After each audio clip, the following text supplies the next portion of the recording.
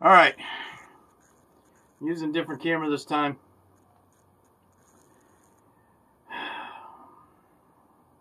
It's been a couple weeks since I made one of these. I'm reluctant to do this one. It's not. This is not going to be a fun one.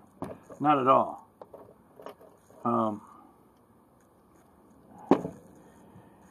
Like I said, well, to the three of you that are out there, thanks for coming.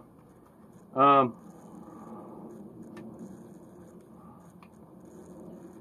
kind of put this off for the last couple of weeks because, I said I was going to do these as the topics presented themselves and as the thoughts kind of manifested and kind of forced me to say something. So, I actually was thinking about doing one. I actually thought for about a week and a half about doing one on solutions and how there's direct solutions and indirect solutions. That didn't seem entirely right, but it kind of led me to some other things. And this is actually going to be an expansion on the little talk that I gave on heartbreak and PTSD. Because of my own PTSD and my own explorations and trying to figure this shit out, it's led me to educate myself, actually other people to educate me on sociopathy and psychopathology. And it turns out that, I don't know, some of you know me for a while, and you know that I actually posted something on Facebook about, I did the math one time and realized that they had said 3.7% of the population of the world, of all human beings, 3.7% are psychopaths. And what defines a psychopath is a psychopath is a person that can't feel. They can't feel things. They can't feel pain. They can't feel love, emotion. They don't really have a conscience. So they have to pretend their way through life. They have to pretend their way through situations. And then there's sociopaths. Now, sociopaths, what the psychologists say is that sociopaths are actually trained. They're not born that way like a psychopath is born that way. A psychopath is born basically without a limbic system. They have no emotions and they have no conscience. So they can't empathize. They can sympathize because anybody can feel sorry for other people or feel sorry for themselves. Empathy is a totally different thing. Empathy is you actually know what it's like. You can actually feel another person's pain because you know what the pain feels like because that's the way your heart is made. It's something that comes with maturity. I mean, that's my belief, is that it comes with maturity, because children haven't developed yet, and children have the capability of being vicious and mean and be bullies, and because they're exploring their individuality and they don't know yet, and they haven't matured, and they haven't developed a heart. And I've talked about the brain, the heart, and and the body.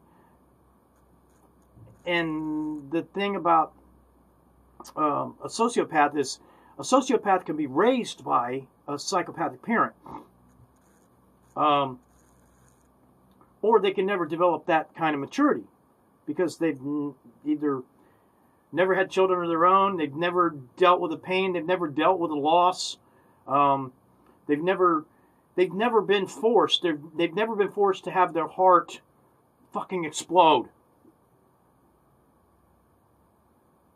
So they know what that's like. But because it's never happened.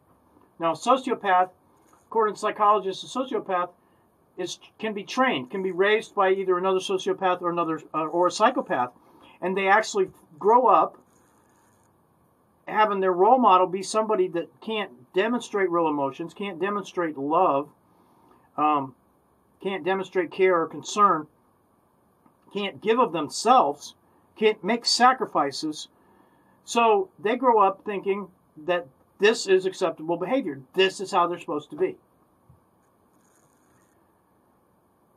Well, that number, 3.7%, is a number that basically all psychologists agree on. And there was a Dr. Hare back in the 70s, I believe, the 60s and 70s, that actually did studies on psychopaths and came to a lot of conclusions. And actually, he was actually interviewed for a documentary about American corporations, and he actually explained that most American corporations are actually psychopathic. They can't help it. They actually demonstrate psychopathic tendencies. All American corporations, well, most of them.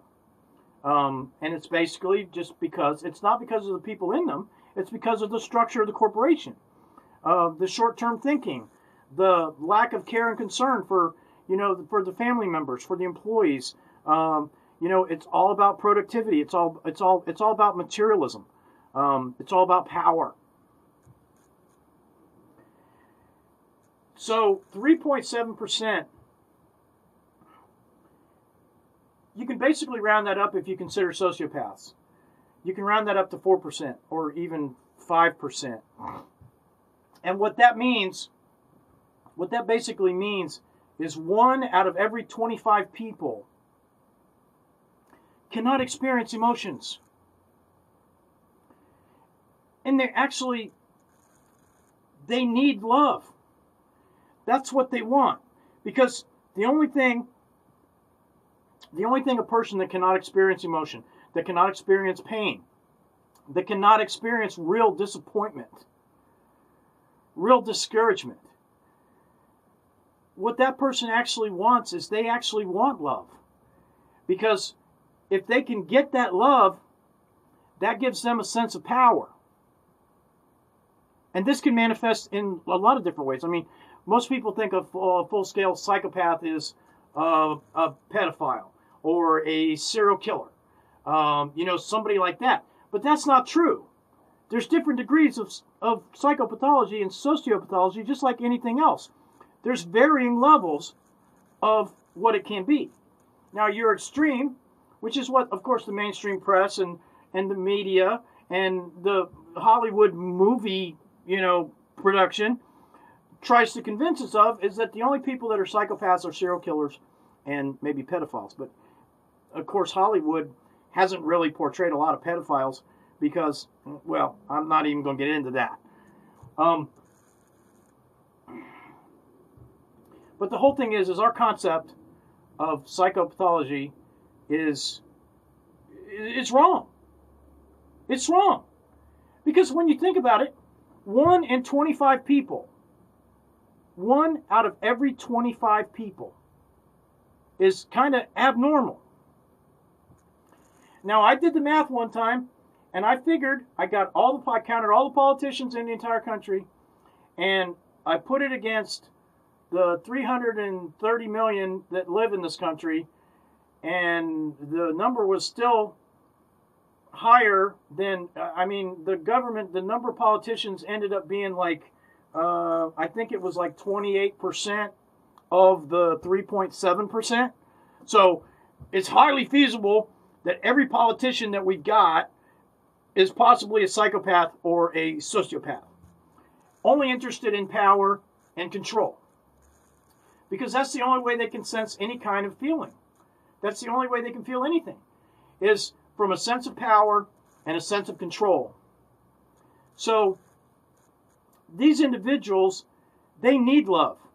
They want love. And this is a common dynamic in our society. And it's why a lot of relationships actually fail. Because what happens is you have a person that wants to give love, a very loving person that likes to take care of people and lift people up. And there's a good chance that that person is going to end up hooking up with the person that needs love because they can't feel it. They can only feel power. So you have power and you have love and you have that dynamic. And that's why a lot of relationships fail. Because there's only one half of that relationship is actually intellectualizing it. And that is the side that's trying to get the power. That's the side that's trying to get the love.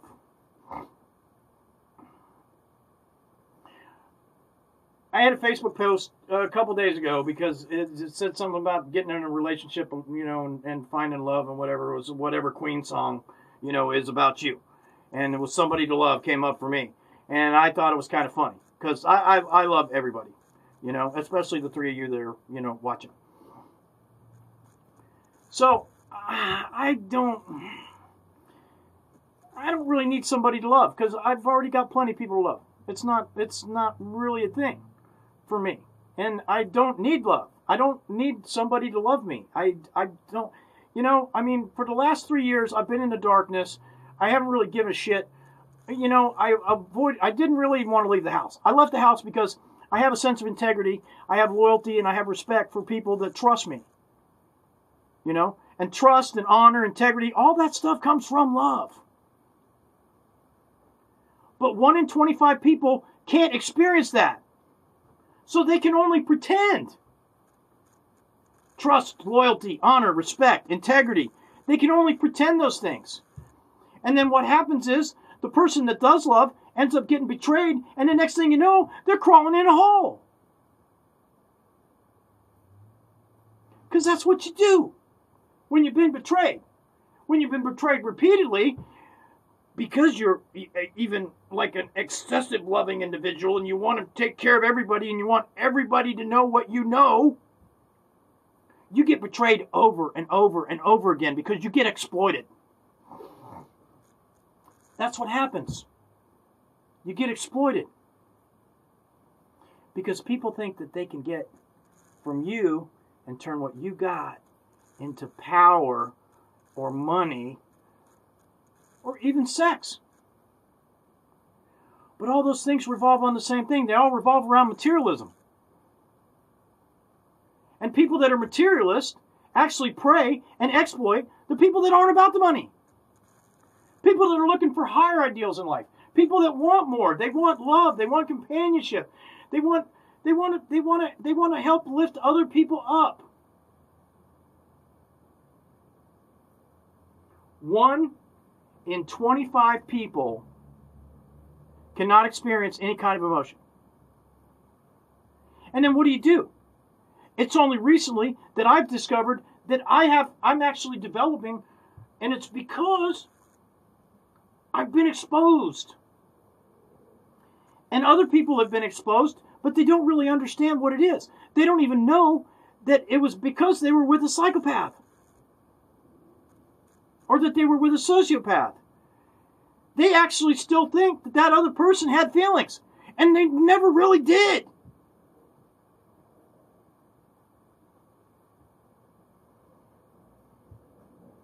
So you can actually be in a relationship with somebody for years.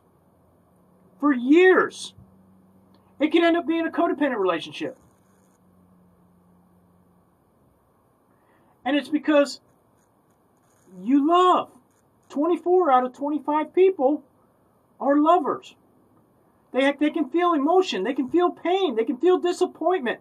They can feel love. They can trust. They can honor. They can respect.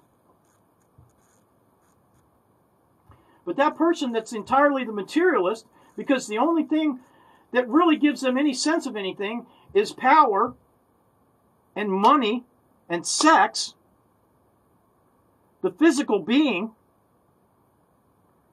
they can betray you in a minute. And it's the betrayal that destroys us. And the betrayal we can actually protect ourselves from when we become aware. When we learn how to recognize that we're being exploited. That we're being taken advantage of. That we're being taken for granted because we do love. And it's because of our love that makes us blind. It makes us blind and it makes us willing to give our love to the people that need it. And I think I said something about sympathy in another one of my talks about how the people that actually deserve sympathy don't want it. They don't want it because it insults them. People that actually deserve sympathy have got more courage than most of us can even dream of. But people that want sympathy actually don't deserve it. Because they want sympathy, they feel sorry for themselves, and they want other people to feel sorry for them because they have no courage. Because you got to have feelings to be able to have courage. You've got to understand pain. You've got to be willing to make sacrifices. And all those things come from love. But then there are those people that don't have feelings, that can't experience love, and they can't possibly make a sacrifice because they don't even know what it's like to feel pain, and you can't make a sacrifice if there's no pain. It's not a sacrifice if there's no pain.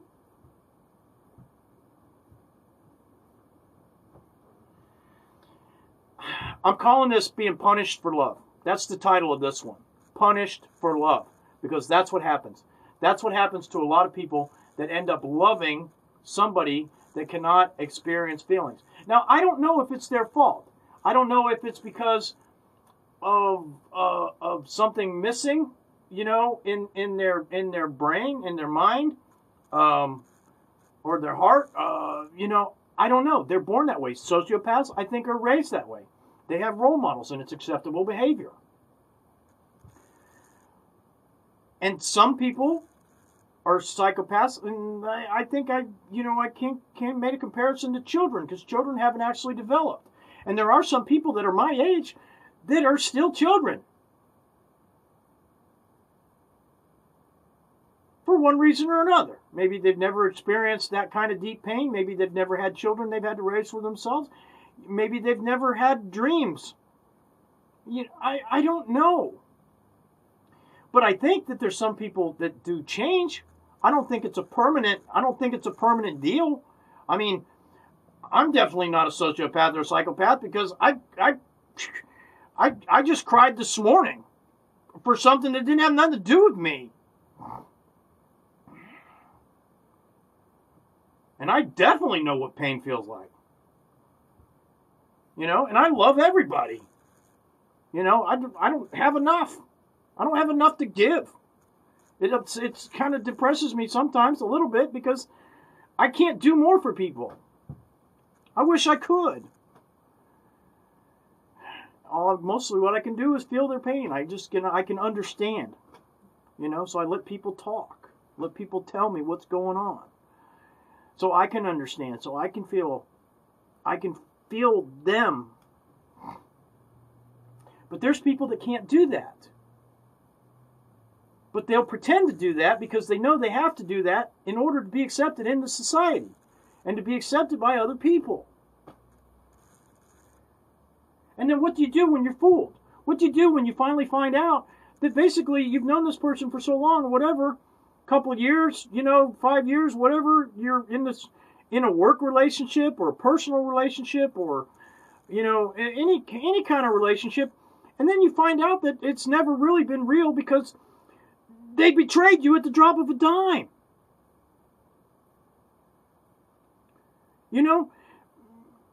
People that love you won't betray you. People that you genuinely trust shouldn't betray you.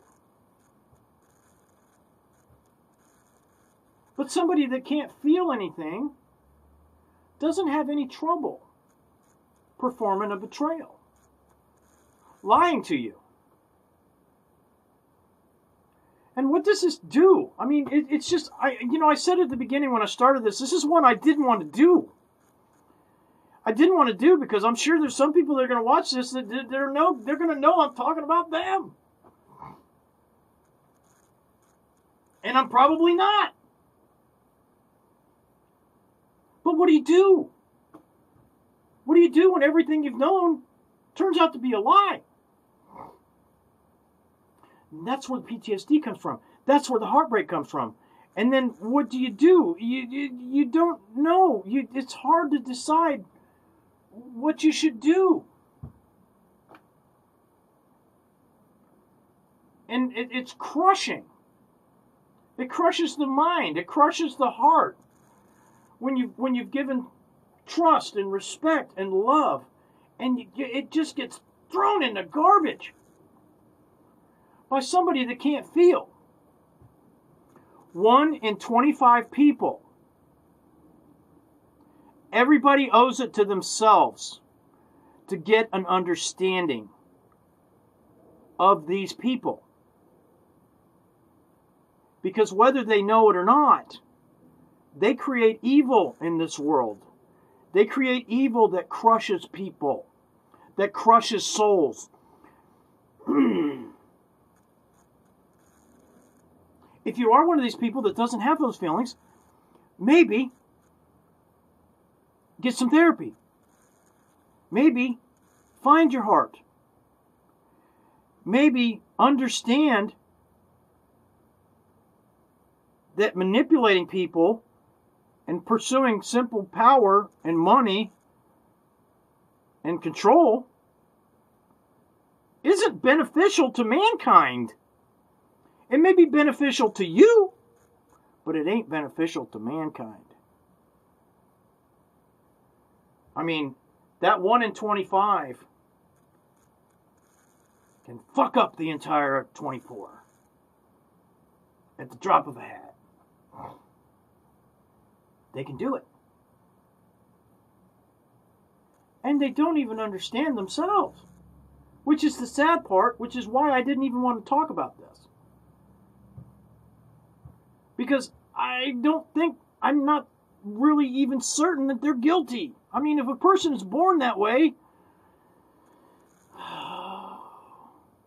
it seems like it's something for God to decide. It's not something for me to decide. I'm just another human being that's pretty confident that I'm not a psychopath.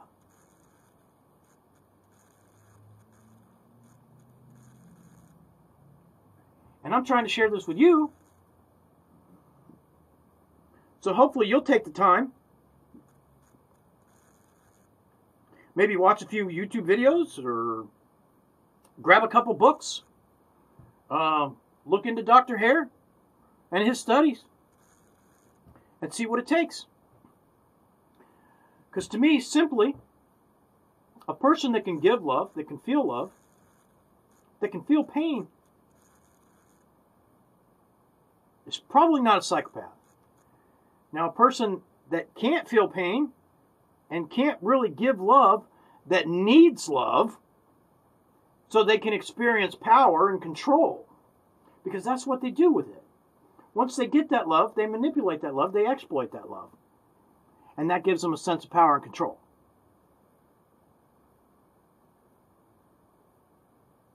And there are the extremes that do become serial killers, pedophiles, child traffickers.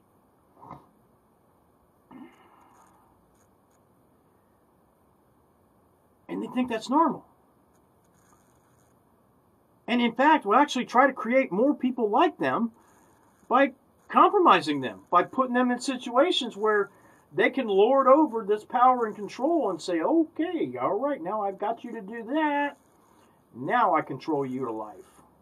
Now you'll do what I tell you to do.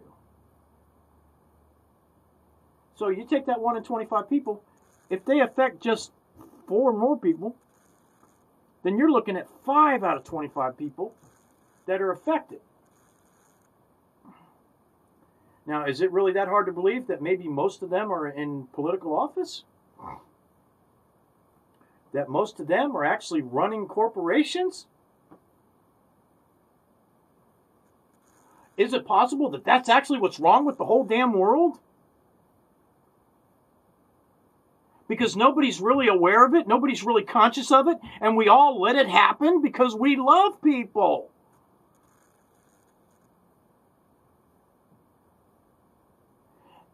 And they graciously take our love, or that's the way it appears.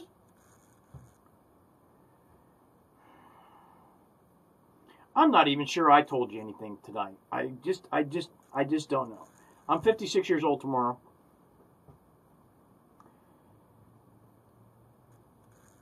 And this shit is just in my mind. It's just, and I'm glad I'm finally telling it. I've been putting this off for like 4 days. I wanted to talk about something else. I wanted to talk about problem solving. I wanted to do something a little more philosophical and a little less rage. I really, because I know I've been raging here. Because it bothers me. It bothers me because I'm kind of past it, and now I can actually see it. I can recognize it like on the spot. It's like seeing ghosts. You know, and I'm not even really sure what to do about it. The only thing I can do about it is to protect myself. You know, and I don't know. I guess there are going to be situations that present themselves where I can help. I can protect other people. I hope. You know, I mean, because I don't mind doing that. But, you know, that's it. I mean, all I'm trying to say is make yourself aware. And who knows? I might be talking out my ass. I mean, who knows? I'm probably telling you something you already know. And I'm like thinking, oh wow, now I know, you know, and I'm telling I got to share it. You know, I'm probably a lot of you already know this stuff and already know how to protect yourself. I think most of my life I've been gullible. You know, and it really took, you know, being crushed by my best friend, you know, that turned out to be a monster.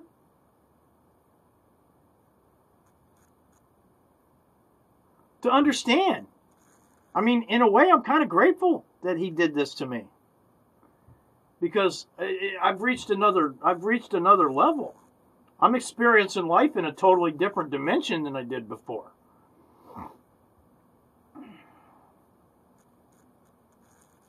And I just kind of wanted to share that with you. Because I think there's a lot of people that aren't aware that their life's being messed with by somebody that can't even feel. 1 out of every 25 people. And it could be 2 out of 25 people if you consider those that are actually raised in this era of its acceptable behavior.